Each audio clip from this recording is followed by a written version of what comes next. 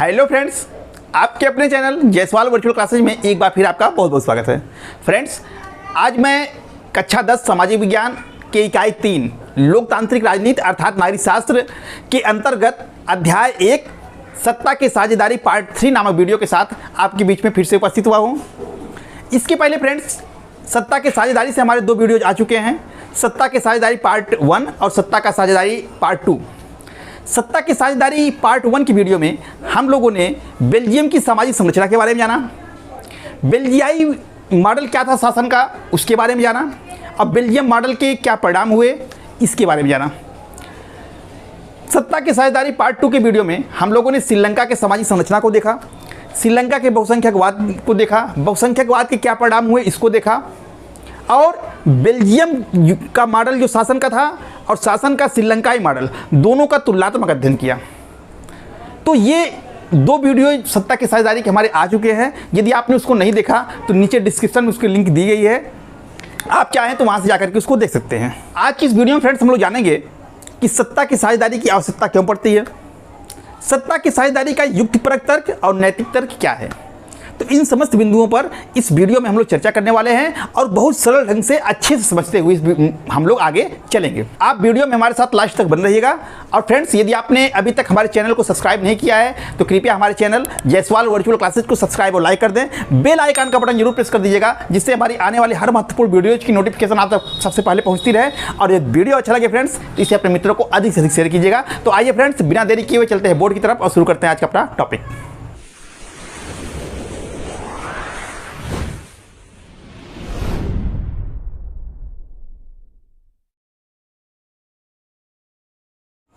तो फ्रेंड्स, इसके पहले सत्ता की साझेदारी के हमारे 2 वीडियोज आ चुके हैं, सत्ता की साझेदारी पार्ट 1 और सत्ता की साझेदारी पार्ट 2। सत्ता की साझेदारी पार्ट 1 की वीडियो में हम लोगों ने बेल्जियम की सामाजिक संरचना और उसके मॉडल को देखा। अब पार्ट 2 के वीडियो में श्रीलंकाई सामाजिक संरचना और श्रीलंका के मॉडल को देखा। हमने इन दोनों वीडियोज में यह पढ़ लिया, यह अध्ययन कर लिया कि श्रीलंकाई समाज और बेल्जियम का समाज दोनों जो है विभिन्न समूहों वाले समाज थे, यानी इन समाज में विभिन्न भाषा भाषी लोग, विभिन्न जातियों के लोग रहते थे। बेल्जियम समाज में फ्रेंच, डच और जर्मन भाषा के बोलने वाले लोग रहते थे। श्रीलंकाई समाज में तमिल, सिंहली और ईसाइयों में बटा हुआ था। तो इस तरह से दोनों समाजों में सामाजिक विविधता थी, विभिन्न जाति विभिन्न धर्म के लोग रहते थे, विभिन्न भाषा के बोलने वाले लोग रहते थे। और इस सामाजिक विविधता का बेल्जियम ने बेल्जियम मॉडल के माध्यम से हल निकाला और श्रीलंका ने बहुसंख्यकवाद को अपनाया और बहुसंख्यकवाद के मॉडल को अपने यहाँ लागू किया। तो फिर लास्ट में हम लोगों ने इसका परिणाम देखा कि बेल्जियम में शांति व्यवस्था रही और श्रीलंका में गृह युद्ध शुरू हुआ। तो क्या अंतर था दोनों के मॉडल में, क्या अंतर था? क्यों जो है बेल्जियम के मॉडल सफल रहा, वहाँ समाज में शांति व्यवस्था रही, विभिन्न वर्ग मिलजुल कर रहने लगे, जबकि श्रीलंका में ऐसा नहीं हो सका। दोनों लोकतांत्रिक देश थे, दोनों में विभिन्न भाषा भाषी लोग थे, विभिन्न भाषा के बोलने वाले लोग थे, अलग अलग समूह थे, लेकिन इसके बावजूद बेल्जियम मॉडल सफल रहा, श्रीलंकाई मॉडल असफल रहा। उसका सबसे बड़ा कारण है सत्ता की साझेदारी। बेल्जियम ने सत्ता की साझेदारी को अपनाया, वहाँ के समूहों में वहाँ के जितने वर्ग थे, चाहे फ्रेंच हो, डच हो, जर्मन हो, सब में सत्ता का विभाजन किया, जबकि श्रीलंका ने ऐसा नहीं किया। आज की इस वीडियो में फ्रेंड्स हम लोग यही पढ़ने वाले हैं कि सत्ता की साझेदारी की आखिर आवश्यकता क्यों पड़ती है, सत्ता की साझेदारी जरूरी क्यों है, और खासकर लोकतंत्र में, और ये ना हो तो क्या हो। सत्ता की साझेदारी की आवश्यकता क्यों पड़ती है, इसके संबंध में 2 तर्क दिए जाते हैं। चाहे तर्क कहिए और चाहे कारण कहिए, बात एक ही है। यानी सत्ता की साझेदारी क्यों जरूरी है, तो इस संबंध में 2 तर्क दिए जाते हैं। पहला तर्क है युक्तिपरक तर्क और दूसरे तर्क को हम कहते हैं नैतिक तर्क। तो सबसे पहले हम यही समझते हैं कि युक्तिपरक तर्क और नैतिक तर्क में क्या अंतर है। तो पहले देखते हैं युक्तिपरक तर्क। लिखा है कि लाभकारी परिणामों पर जोर, यानी युक्तिपरक तर्क जो है वो किस पर जोर देता है, लाभकारी परिणामों पर जोर देता है। इसका मतलब क्या है कि ऐसा तर्क जो लाभ और हानि का हिसाब लगा करके दिया जाए तो उसे हम कहेंगे युक्तिपरक तर्क। यानी जिसमें खूब सोच विचार करके समझदारी से लिया जाए कि हमको इससे लाभ होगा कि हानि होगी, उस तर्क को हम कहते हैं युक्तिपरक तर्क।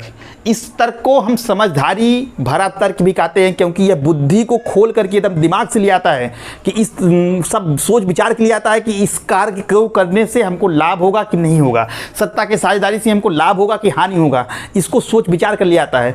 इसीलिए इसको युक्तिपरक तर्क कहते हैं। यहाँ लिखा है लाभकारी परिणामों पर जोर देता है, अर्थात जिस तर्क से केवल हमको लाभ हो उसी पर जोर देता है। और नैतिक तर्क क्या होता है? नैतिक तर्क वह तर्क होता है जिसमें लाभ और हानि का हिसाब नहीं लगाया जाता।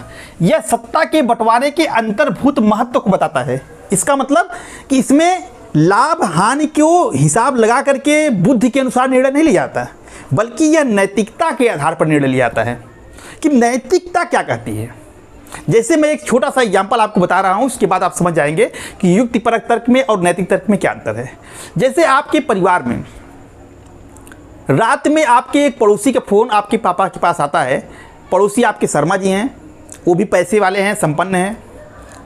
उनको फ़ोन आता है पापा के पास आपके कि हमको हमारे बेटे की तबीयत ख़राब हो गई है और तुरंत उसको हॉस्पिटलाइज भर्ती कर दिए हैं, हमको 1 लाख रुपए की ज़रूरत है, हमें आप कल दे दीजिए। अब पापा ये बात आपके घर के सब सदस्यों को बताते हैं, क्योंकि पैसा देने की बात है। सबसे राय ली जाती है कि भाई क्या किया जाए, शर्मा जी का ऐसे फ़ोन आया था। तो उसमें पापा राय देते हैं और आपके भैया, 2 लोगों की राय ये होती है कि यार शर्मा जी को पैसा दे दिया जाए। क्यों? क्योंकि आज यदि हम उसका मदद कर रहेंगे तो कल हमको ज़रूरत पड़ेगी, शर्मा जी पैसे वाले हैं, हमको भी मदद करेंगे। वहीं दूसरी तरफ आपका मम्मी का तर्क ये था कि नहीं, उनको पैसा दे देना चाहिए, क्योंकि हम लोग पड़ोसी हैं और पड़ोसी का यह धर्म होता है कि अपने पड़ोसी की संकट समय में मदद करना। देखो यहाँ 2 तर्क दिए गए, पैसा दोनों देने की बात कर रहे हैं। पापा और भाई भी कह रहा है कि पैसा दे दिया जाए और मम्मी भी कह रही है पैसा दे दिया जाए, लेकिन दोनों के तर्क अलग हैं। पापा और भाई का तर्क ये है कि पड़ोसी होने के नाते नहीं, बल्कि हमको उनको दे देना चाहिए, क्योंकि पैसे वाले हैं, कल हमको ज़रूरत पड़ेगी तो पैसा हमको भी वो देंगे, कल हम उनसे ज़्यादा पैसा ले सकते हैं आज अगर हमको पैसा दिए रहेंगे तो। अब मम्मी का तर्क क्या है? मम्मी ये कह रही है कि यदि हमारे वो पड़ोसी हैं, हमारा पड़ोसी होने के नाते ये फ़र्ज है कि हमको उनकी सहायता करनी चाहिए, क्योंकि वो संकट में है। तो मम्मी का जो फैसला है वो नैतिकता के आधार पर लिया गया फैसला है कि वो हमारे पड़ोसी हैं, भाई हमारा फ़र्ज बनता है उनको सहायता करना। अब पापा का दिमाग से फैसला लिया गया कि क्योंकि वो लाभ हानि का हिसाब लगा रहे हैं, अगर कहीं शर्मा जी की जगह कोई गरीब होता तो पैसा ना देते पापा, क्योंकि गरीब से उनको कुछ फ़ायदा मिलने की उम्मीद थी नहीं, लेकिन शर्मा जी से उनको फ़ायदा मिलने की उम्मीद थी। तो पापा का और भाई का जो निर्णय लिया गया वो लाभ और हानि को दृष्टि में रखते हुए लिया गया, इसलिए उसको हम कहेंगे युक्तिपरक तर्क। और मम्मी का जो निर्णय है उसको हम कहेंगे नैतिक तर्क, क्योंकि उन्होंने नैतिकता के आधार पर निर्णय लिया। ठीक है फ्रेंड्स, दोनों तर्क बात एक ही कहेंगे। चाहे युक्तिपरक तर्क दोगे ये भी कहेगा कि सत्ता की साझेदारी की आवश्यकता है, सत्ता की साझेदारी होना चाहिए, और नैतिक तर्क भी वही कहेगा कि सत्ता की साझेदारी होना चाहिए।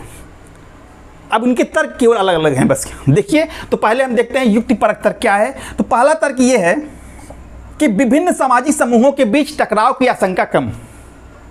यदि सत्ता बटी होगी, समाज में जितने समूह हैं, जितने वर्ग हैं, जितने भाषाभाषी लोग हैं, यदि सबके सत्ता बटी होगी तो इससे टकराव कम होगा, या टकराव नहीं होगा, लोगों में सामंजस्य बनेगा।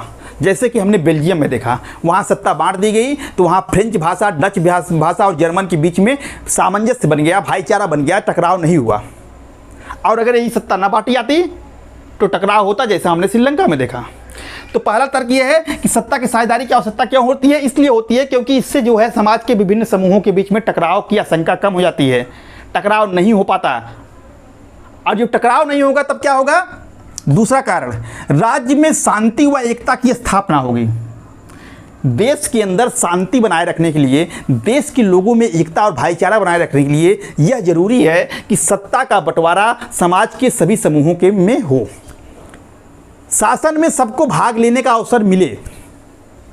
जहां जिस देश में सत्ता का बंटवारा होता है, बेल्जियम की तरह शासन में सभी समूहों को भाग लेने का अवसर मिलता है, वह उस राज्य में शांति होती है, और जहां शांति होगी वहां एकता स्थापित होगी। देश के नागरिक एक दूसरे से जुड़े रहेंगे और जब शांति एकता रहेगी देश की प्रगति अपने आप होगी, जैसा हम बेल्जियम के मॉडल से समझे हम लोगों ने। और वहीं श्रीलंका का मॉडल हमने देखा कि वहाँ पर सत्ता का बंटवारा नहीं हुआ था तो राज्य में अशांति हो गई, गृहयुद्ध हो गया। तो इसलिए सत्ता की आवश्यकता किस लिए होती है कि राज्य में शांति और एकता की स्थापना हो।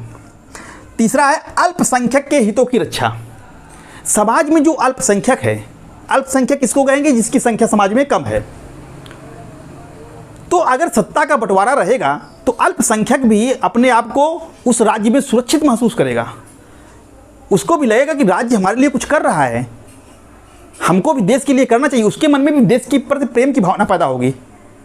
जैसे भारत में मुस्लिम अल्पसंख्यक है तो भारत में देखिए मुसलमानों को सत्ता में भाग लेने का बराबर का अधिकार दिया गया है, कोई उनके साथ भेदभाव नहीं कर सकता है। तो मुसलमानों को लगता है कि भारत हमारा है, वो गर्व से कहते हैं कि हम भारतीय हैं।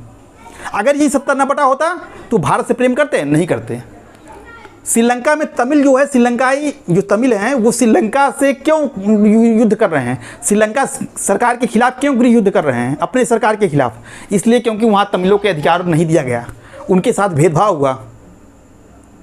तो जब समाज में सत्ता बटा होगा तो वहाँ का अल्पसंख्यक जो है वो दूसरे देश के साथ जुड़ेगा, वहाँ उसके हितों की रक्षा होगी, उसके साथ भेदभाव नहीं होगा। और ये संभव किससे होगा? सत्ता की साझेदारी से। ठीक है।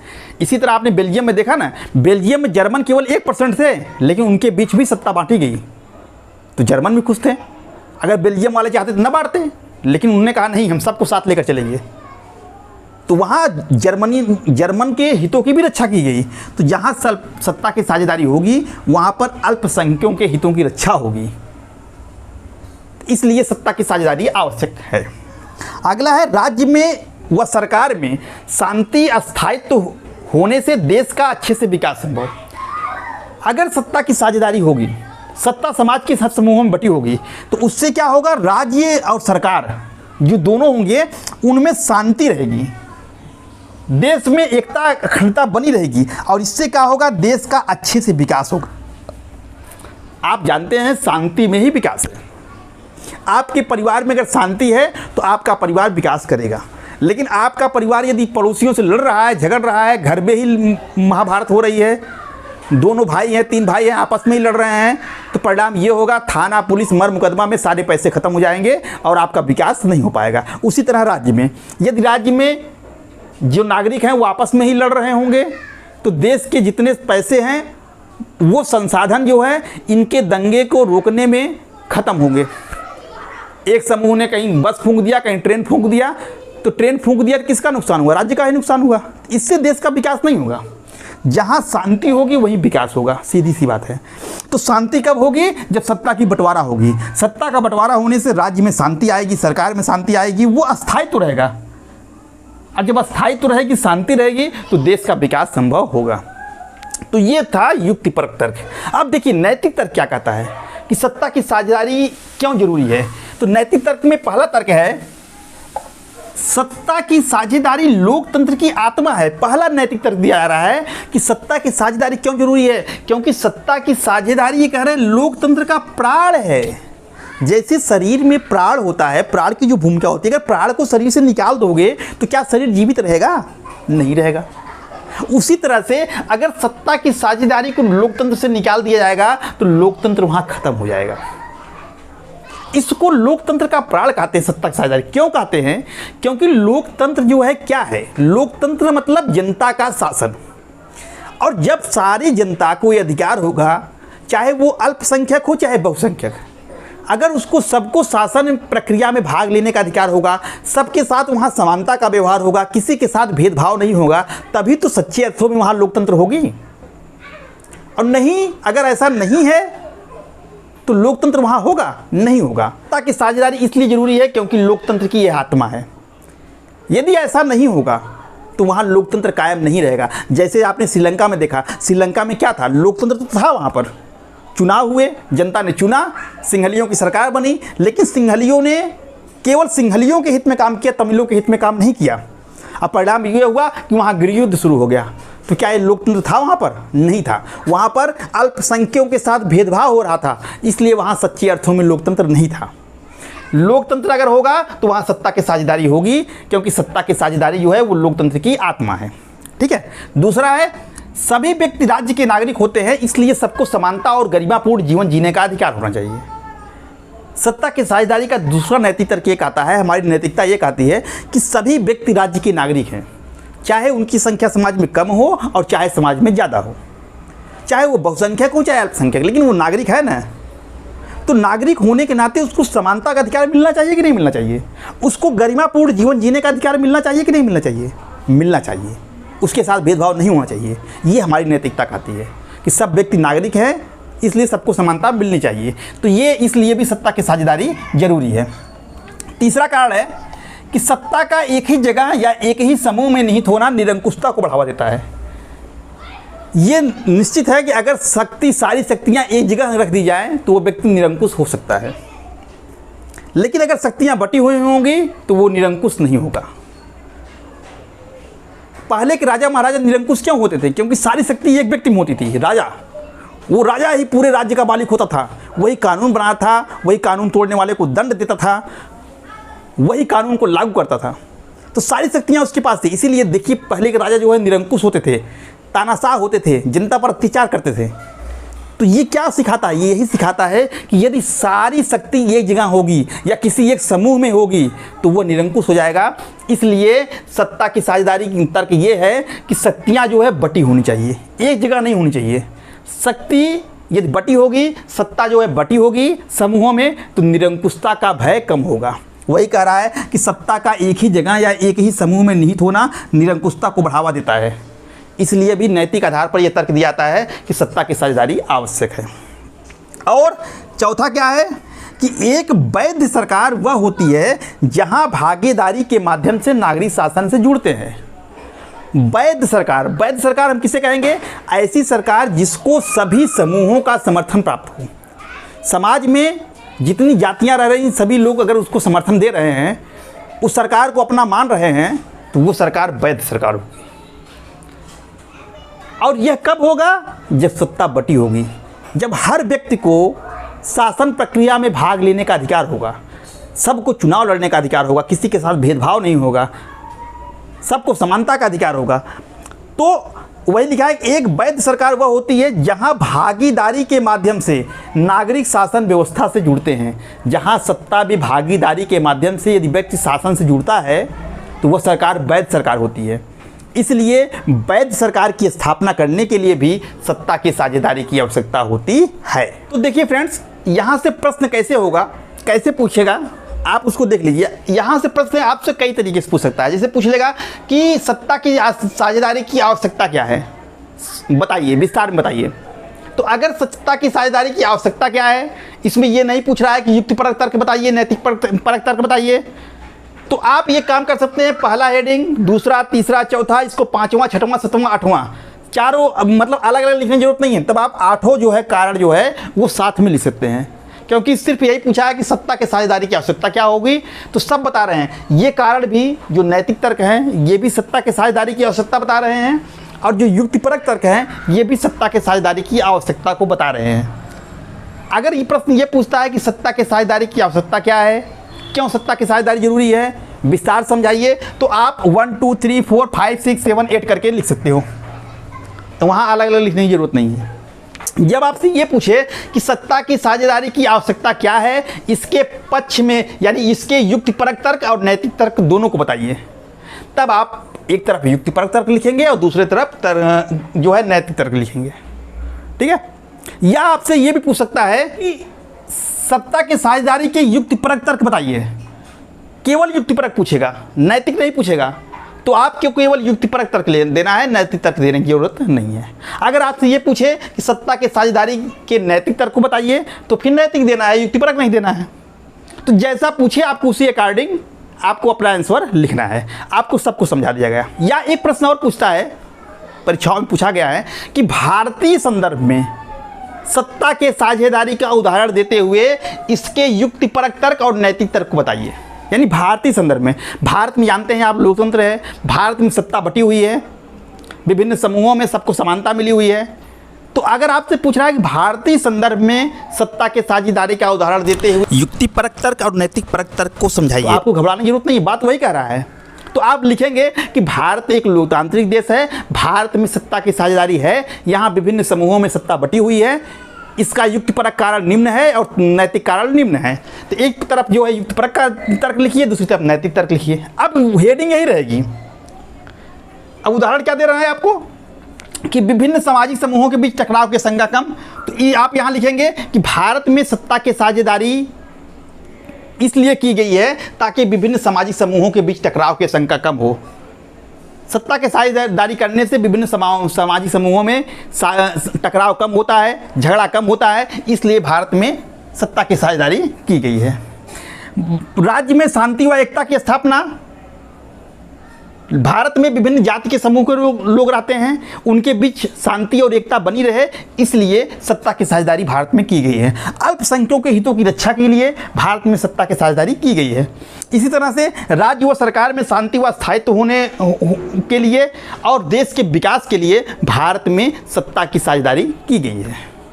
और यही नैतिक तर्क में आप क्या देंगे कि चूंकि भारत एक लोकतांत्रिक देश है और सत्ता की साझेदारी लोकतंत्र की आत्मा है, इसलिए भारत में सत्ता की साझेदारी की गई है। बस बात वही है कि वो लिखने का तरीका बदल जाएगा आपका। सभी व्यक्ति राज्य के नागरिक होते हैं, सबको समानता का अधिकार मिलना चाहिए, सबको गरिमापूर्ण जीवन जीने का अधिकार होना चाहिए, इसलिए इसको ध्यान में रखते हुए भारत में सत्ता की साझेदारी की गई है।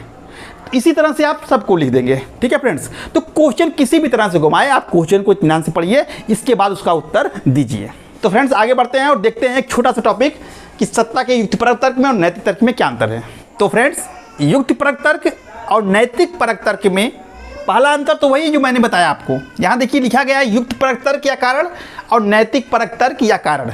चाहे युक्तिपरक तर्क कहो, चाहे युक्तिपरक कारण कहो, चाहे नैतिक परक तर्क कहो और चाहे नैतिक परक कारण कहो, दोनों का मतलब एक ही है। ठीक है, तो दोनों में अंतर क्या है? तो पहला अंतर मैंने बताया आपको कि लाभ हानि का सावधानी पूर्वक हिसाब लगाकर लिया गया निर्णय क्या कहलाता है? युक्तिपरक तर्क कहलाता है। और इसे समझदारी का भी तर्क कहते हैं। मैंने बताया आपको कि जिस तर्क में लाभ और हानि देख करके निर्णय लिया जाए कि मेरा लाभ किस में है, उस तर्क को हम नैतिक परक तर्क युक्तिपरक तर्क कहेंगे। और नैतिक परक तर्क क्या है? ये लिखा है कि नैतिक परक तर्क जो है सत्ता के बंटवारे को अंतर्निहित महत्व को बताता है।